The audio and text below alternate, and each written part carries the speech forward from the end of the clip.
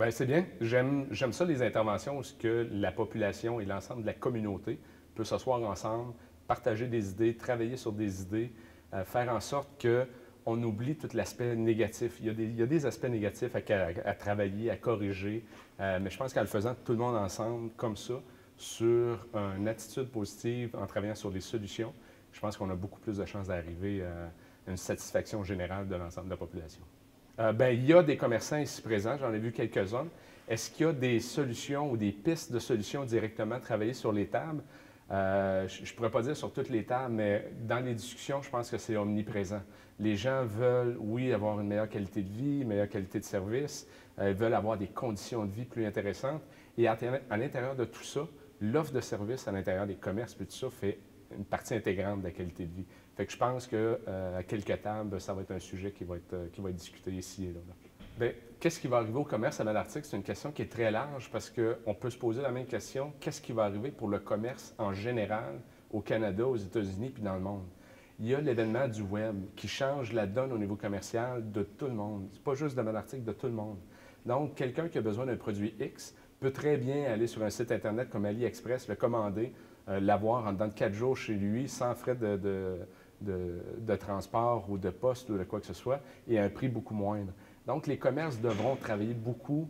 On parlait, Serge Blais de la mine canadienne de l'Arctique parlait de out of the box. L'avenir est là-dedans. Il faut penser différemment. Qu'est-ce que les autres font pas? Qu'est-ce que les commerçants font pas? Qu'est-ce que la population n'a pas accès?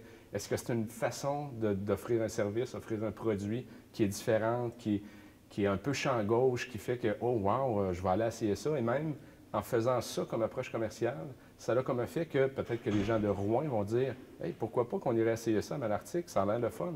Le produit ou le service est différent. Amos, Val-d'Or, si on pense comme ça, les gens d'ici vont consommer le produit et les gens d'ailleurs vont venir consommer le produit. Et je pense que c'est pas quelque chose qui est nouveau, c'est pas un concept nouveau. Partout dans le monde, on n'a pas le choix de réfléchir comme ça. Et Malartic, plus qu'ailleurs, on devra emboîter le temps et vraiment réfléchir de cette façon-là. Moi, ce que je pense, c'est qu'ils les exploitent au maximum présentement. Faut être conscient aussi qu'il y a une offre et il y a une demande. La minière a une demande, donc ils ont un besoin à combler. Est-ce que Malartic est capable de combler 100% du besoin? C'est là que les commerçants aussi doivent s'adapter. Il y a peut-être même de l'adaptation au niveau des heures d'ouverture. Canadien Malartic fonctionne 24 heures sur 24. Est-ce qu'il y a des services qu'ils pourraient avoir sur des heures à l'extérieur des heures de commerce? Est-ce que c'est une question qui est très large, qui a plusieurs facettes. Je pense que Canadien Malartic fait l'effort de consommer ce qui est possible de consommer à Malartic, mais est-ce que les commerçants font l'effort d'agrandir leur offre pour maximiser la réponse aux besoins de Canadien Malartic? C'est là qu'il faut se poser la question. Merci beaucoup, M. Yannick. Ça fait plaisir.